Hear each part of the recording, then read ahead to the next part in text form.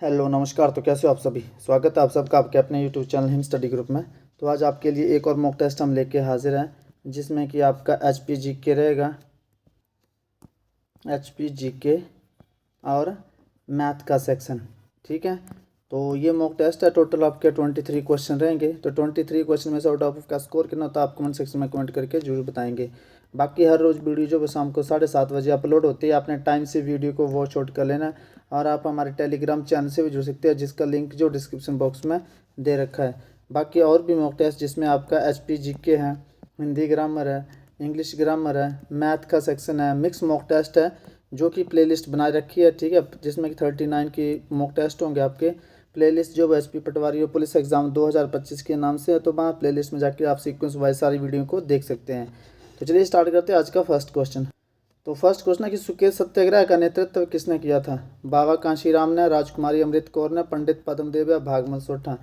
तो पंडित पद्मदेव। ठीक है, पंडित पद्मदेव ने जो वो आपका सुकेत सत्याग्रह का नेतृत्व किया था। और किया कब हुआ था ये? 18 फरवरी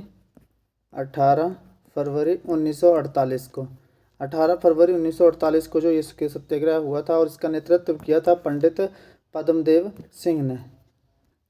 तो आपको लग गया होगा पता कि सुकेत सत्याग्रह का नेतृत्व जो पंडित पद्मदेव सिंह ने किया था। कब किया था ये?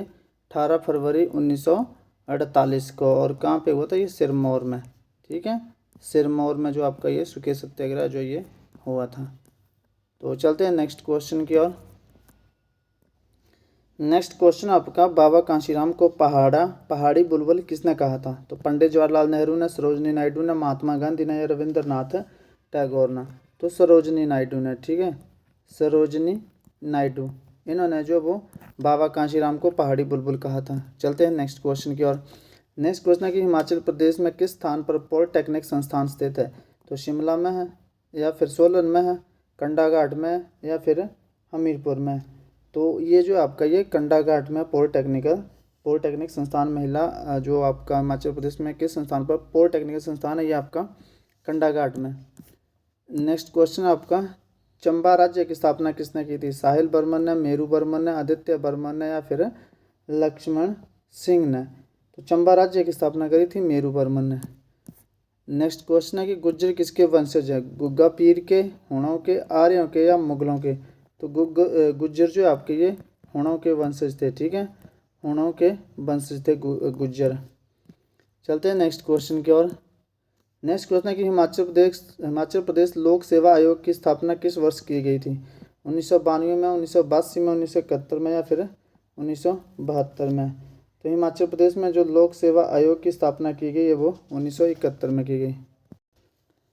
चलते हैं नेक्स्ट क्वेश्चन की ओर। तो नेक्स्ट क्वेश्चन आपका,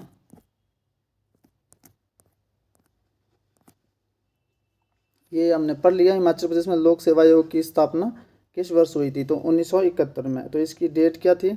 इसकी डेट है 18 अप्रैल। ठीक है, डेट पूछी जा सकती है, 18 अप्रैल 1971। और लोक सेवा आयोग के प्रथम अध्यक्ष कौन थे? ठीक है, प्रथम अध्यक्ष कौन थे? तो लोक सेवा आयोग के प्रथम अध्यक्ष जो थे वो थे KS कटोच। ठीक है, KS कटोच। चलते हैं नेक्स्ट क्वेश्चन की ओर। नेक्स्ट क्वेश्चन है कि मानतलाई झील किस जिले में स्थित है। तो मानतलाई झील जो वो हिमाचल प्रदेश के किस जिले में जो ये स्थित है। तो शिमला में है, किन्नौर में है, चंबा में, या कुल्लू में है। तो मानतलाई झील जो आपकी ये कुल्लू डिस्ट्रिक्ट में जो है ये स्थित है, मानतलाई झील। चलते हैं नेक्स्ट क्वेश्चन की ओर। नेक्स्ट क्वेश्चन है कि हाइफेसिस हिमाचल प्रदेश में बहने वाली किस नदी का नाम है। ठीक है, तो हाइफेसिस जो हिमाचल प्रदेश में बहने वाली किस नदी का ग्रीक नाम है। तो यमुना का है, चिनाब का है, सतलुज का है, या फिर ब्यास का है। तो हाइफेसिस जो है ये आपका ब्यास नदी का जो है ये ग्रीक नाम है। हाइफेसिस हिमाचल प्रदेश में बहने वाली नदी जो है ब्यास। नेक्स्ट क्वेश्चन है कि निम्न में से किस जगह पर ब्यास नदी का पानी जो सुरंग के द्वारा सतलुज नदी में मिलाया जाता है। तो कौन सी जगह इनमें से? लारजी में, पंडोह में, सुंदरनगर में, सलापड़ में। तो सलापड़ में जो सुरंग के द्वारा ब्यास नदी का पानी जो सतलुज नदी में जो ये मिलाया जाता है सुरंग के द्वारा। नेक्स्ट क्वेश्चन है, हारला किसकी सहायक नदी है। तो यमुना की, सतलुज की, चिनाब की, या ब्यास की। तो हारला किसकी सहायक नदी है? ये आपकी ये है आपकी ब्यास की। ब्यास की सहायक नदी हारला। ब्यास की बहुत सारी सहायक नदी आपको सारी याद करनी पड़ेगी। यमुना का वैदिक नाम कालिंदी है, एक ही नाम है इसका, ठीक है। सतलुज का शतुद्री है वैदिक नाम, और संस्कृत नाम इसका शतुद्र है, ठीक है। चिनाब का वैदिक नाम अस्किनी है, और संस्कृत नाम इसका चंद्रभागा है। ब्यास नदी का वैदिक नाम जो है वो अर्जकिया है, ठीक है, और संस्कृत नाम जो है वो विपाशा है। रावी नदी का वैदिक नाम जो है वो पुरुषाणी है, और संस्कृत नाम जो वो इरावती है, ठीक है। ब्यास की मुख्य सहायक नदियाँ, सबसे बड़ी ब्यास की सहायक नदी हो गई पार्वती, उवल, ठीक है, लूनी, बाणगंगा, ठीक है। तो जो पार्वती की मेन सहायक नदी है वो सारी आपको पता होनी चाहिए। चलते हैं नेक्स्ट क्वेश्चन की ओर। नूरपुर राज्य की स्थापना किसने की? संसार चंद ने की, भक्तमल ने, मदन सेन ने, या जेठपाल ने? तो जेठपाल ने, ठीक है। तो शाहपुर किले का निर्माण पूछा, तो शाहपुर किले का निर्माण जो भक्तमल ने करवाया था। शाहपुर किले का निर्माण, शाहपुर किले का निर्माण पूछा जाए तो वो भक्तमल ने। और नूरपुर राज्य की स्थापना जेठपाल ने। हिमाचल प्रदेश में क्यारदा दून घाटी किस जिले में पड़ती है? किन्नौर में, शिमला में, सोलन में, या सिरमौर में? तो क्यारदा दून घाटी जो वो किस जिले में पड़ती है? तो ये पड़ती है आपके सिरमौर डिस्ट्रिक्ट में। सिरमौर डिस्ट्रिक्ट में जो आपकी है क्यारदा दून घाटी जो ये पड़ती है। नेक्स्ट क्वेश्चन आपका, संजय जल विद्युत परियोजना हिमाचल प्रदेश के किस जिले में स्थित है? तो जी ये संजय जल विद्युत परियोजना है, इसको और नाम से भी जाना जाता है, कौन सी? भाभा परियोजना, भाभा परियोजना।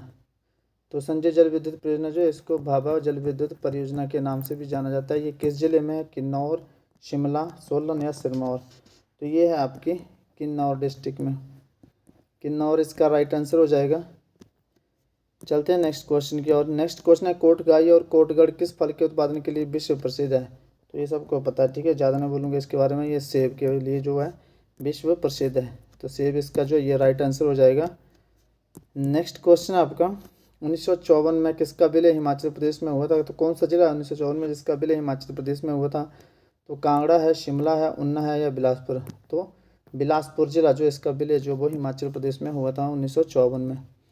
नेक्स्ट क्वेश्चन आपका मैथ का सेक्शन स्टार्ट होगा यहाँ से।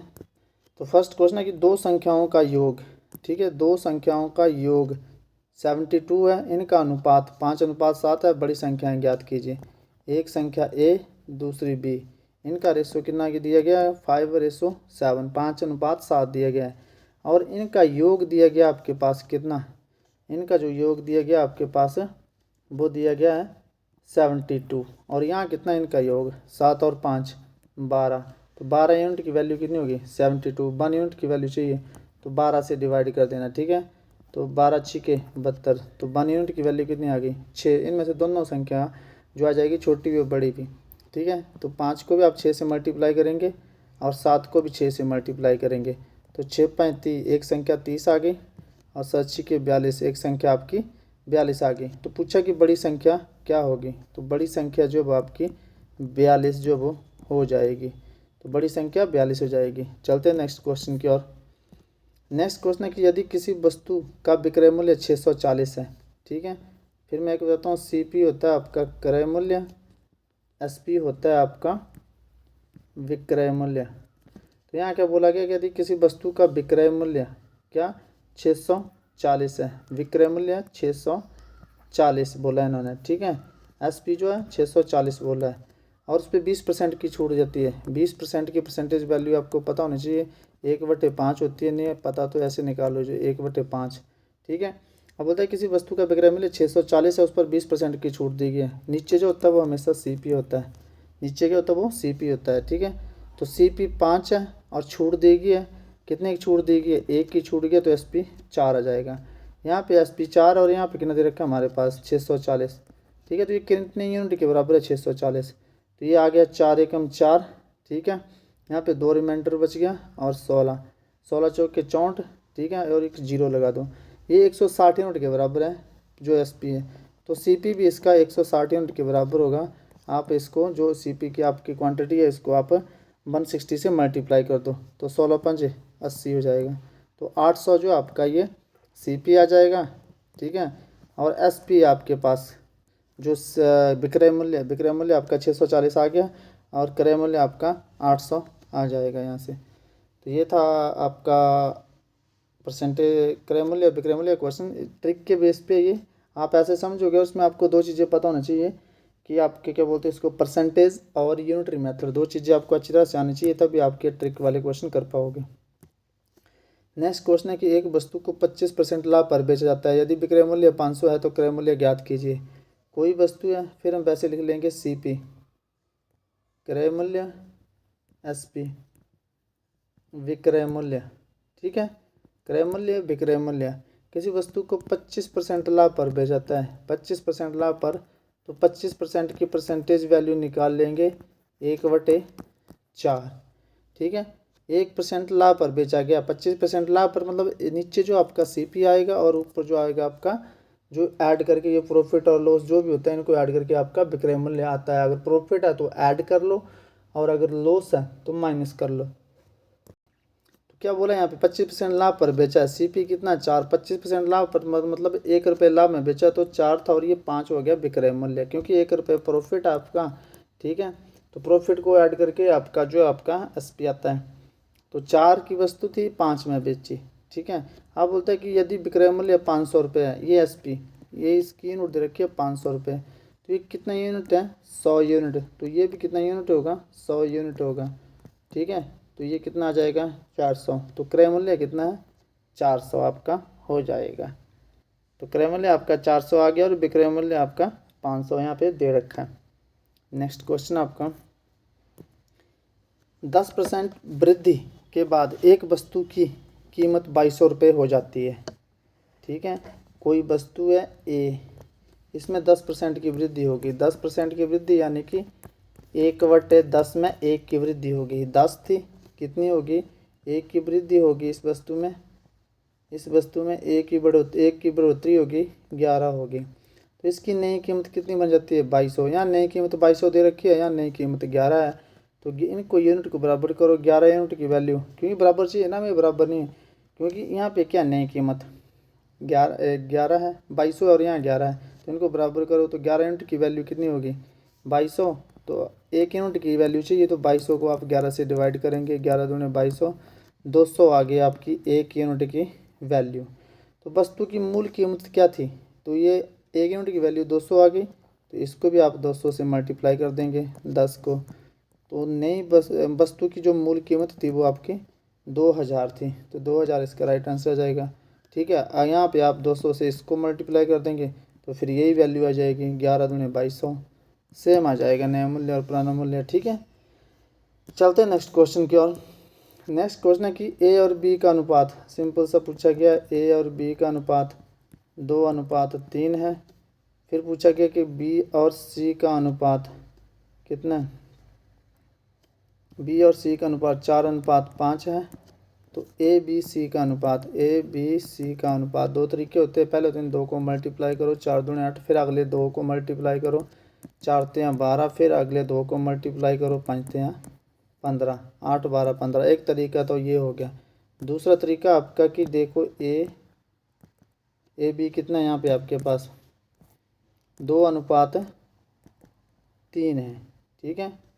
और BC कितना है, BC आपके पास 4:5, 4:5, तो BC आपके पास 4:5। तो B जो है, अब हमें क्या करना है कि जो B होता है, ठीक है, B ये 3 है, तो ये 3 है, इसके पीछे कोई डिजिट नहीं, तो यहाँ पे 3 से मल्टीप्लाई कर दो। यहाँ 4 है तो इससे आगे कोई डिजिट नहीं, तो यहाँ पे 4 से मल्टीप्लाई कर दो, 4 दूने 8, 4 तियां 12, फिर आप मल्टीप्लाई करके 5 तियां 15, ये आ गया आपके पास ABC 8:12:15। दो ट्रिक्स है आपके, दो मेथड है, जो मेथड आपको सूटेबल लगता है, इजी लगता है, आप उसको अप्लाई कर सकते हो। चलते हैं नेक्स्ट क्वेश्चन की ओर। नेक्स्ट क्वेश्चन आपका, एक परीक्षा में 75% विद्यार्थी पास हो जाते हैं, यदि 60 विद्यार्थी फेल होते हैं तो कुल विद्यार्थी कितने थे। अच्छा, कोई परीक्षा, कोई भी चीज़ अपने आप में वो क्या होती है 100% होती है, ठीक है, ये बात यहाँ रखें, कोई भी चीज़ अब अपने आप में 100% जो वो होती है। अच्छा, एक परीक्षा है तो कुल मार्क्स कितना होता है, मतलब 100% के होते हैं, ठीक है, 100% के। तो कितने परसेंट मार्क्स प्राप्त करे उसने, 75% मार्क्स प्राप्त करे हैं, ठीक है, 75% मार्क्स प्राप्त करें हैं। और 60 यदि 75% अंक प्राप्त करें, यदि 60 विद्यार्थी फेल होते तो कुल विद्यार्थी कितने थे। अच्छा, 75% जो अब वो पास हो जाते हैं, पास कितने विद्यार्थी, 75%, तो फेल कितने हुए, 25%, ठीक है, फेल कितने हुए, 25%, 75% पास हुए तो फेल हुए आपके 25%। और यहाँ डिजिट में कितने फेल हुए, 60 विद्यार्थी। तो ये 25% की वैल्यू जो है ये 60 के बराबर है, ठीक है। तो 100 पार्ट की वैल्यू कितनी होगी, 25% की वैल्यू इतनी, तो 100 पार्ट की वैल्यू कितनी होगी, आपस में मल्टीप्लाई होते हैं, ठीक है। तो 100 गुणा 60 डिवाइड बाय 25, तो 25 चौके 100, 6 चौके 24, 4 को आप 60 से मल्टीप्लाई कर देंगे तो 6 चौके 24, तो कितना आ जाएगा ये 240। कुल विद्यार्थी कितने आपके पास है, 240, इसका राइट आंसर हो जाएगा। चलते हैं नेक्स्ट क्वेश्चन की ओर। नेक्स्ट क्वेश्चन आपके पास 600 रुपये की राशि को, ठीक है, राशि आपके पास अमाउंट है, कोई अमाउंट है आपके पास 600 रुपये। इस राशि को 2:3:5 में बांटा जाए, ठीक है, A:B:C, इस अनुपात में बांटा जाए, 2:3 और 5 अनुपात में बांटा जाए, तो सबसे बड़ी हिस्सेदारी कितने की होगी, मतलब 5 की हिस्सेदारी, सबसे बड़ी 5, इसकी हिस्सेदारी कितने की होगी, तो 5:3, ये इनका योग कितना दे रखा है यहाँ पे हमारे पास, अमाउंट में 600 दे रखा है, और रेशो का योग करना फिर आपने, रेशो का योग कितना है, 5 और 3 8 और 2 10, तो 10 पार्ट की वैल्यू दे रखी है 600, हमें 1 पार्ट की वैल्यू चाहिए, काट दो 60, 1 पार्ट की वैल्यू 60 आ गई। जिस मर्जी का हिस्सा पूछो, अब इन सबको 60 से मल्टीप्लाई कर दो, ठीक है, इसको भी 60 से, इसको भी 60 से, इसको भी 60 से, तो 2 को भी 60 को, 3 को भी 60 से, 5 को भी 60 से। तो सी का हिस्सा पूछा जाए तो 6×300, इसका पूछा जाए बी का 180, ए का पूछा जाए 120। अब अगर आप इनको प्लस करोगे ना आप, तो भी ये 600 ही बनेगा टोटल, ठीक है। तो सबसे बड़ी हिस्सेदारी कितने की है, 300 की। अब यहाँ पे देखो, अगर आप 300 को, 180 को या 120 को, इनको मल्टीप्लाई करेंगे तो यही अमाउंट बनेगा 600, ठीक है। तो 0 8 2 10 असला 1 3 का 1 4 2 6, 600, वो ही आपका अमाउंट जो वो बन गया। तो ये आपने क्वेश्चन क्रॉस चेक करना हो तो आप यहाँ से भी पता चेक कर सकते हैं कि आपका क्वेश्चन ठीक है या नहीं, क्योंकि जोड़ करा ना हमने, ये रेशो का जोड़, और ये जो अमाउंट है 600 है, वापस रेशो में सॉल्व करके यही बनना चाहिए आपका 600 ही। तो 300 रुपये जो वो सबसे बड़ी हिस्सेदारी होगी। चलते हैं नेक्स्ट क्वेश्चन की ओर। नेक्स्ट क्वेश्चन है आपका, एक आदमी की आय 20% वृद्धि होती है, ठीक है, एक आदमी की इनकम आय है, ठीक है, ये आय है पहले, और इसमें वृद्धि भी होती है, आय में वृद्धि। एक आदमी की इनकम में 20% वृद्धि होती है, 20% की परसेंटेज वैल्यू होती है आपकी 1/5, 10% की परसेंटेज वैल्यू होती है आपकी 1/10। बोलता है कि एक आदमी की आय में 20% की वृद्धि होती है, यानी कि आय उसकी 5 है, एक की वृद्धि हो गई 6 हो गए। फिर बोलता है कि और फिर उसमें 10% की कमी होती है, मतलब 10 थी, ये कितने की कमी होगी, एक की कमी होगी 9, ठीक है। तो अब टोटल आपने जो इसमें परिवर्तन देखना हमने, टोटल परिवर्तन जो वो कितना हुआ है, ठीक है। तो इनको मल्टीप्लाई कर दो, 10×5 50, 9×6 54, ठीक है। तो वृद्धि हुई है, कितने की वृद्धि हुई है आय में, 4 की, 4% की वृद्धि हुई है, कितने पे हुई है, 50 पे हुई है। तो परसेंटेज में निकालना है तो मल्टीप्लाई कर दो 100 से, तो 50 दूने 100, 4 दूने 8, 8% की इसमें जो क्या हुई है, ये वृद्धि हुई है। तो 8% इसका राइट आंसर हो जाएगा। तो ये था आपका आज का सेशन। आई होप आपको सेशन पसंद आया होगा। तो वीडियो को आपने लाइक करना और ज़्यादा से ज़्यादा शेयर करना और चैनल को वो सब्सक्राइब कर लेना, ठीक है। डेली आपके लिए जो मॉक टेस्ट यहाँ पे अपलोड होते हैं। तो मिलते हैं नेक्स्ट सेशन में, तब तक के लिए जय हिंद, जय भारत।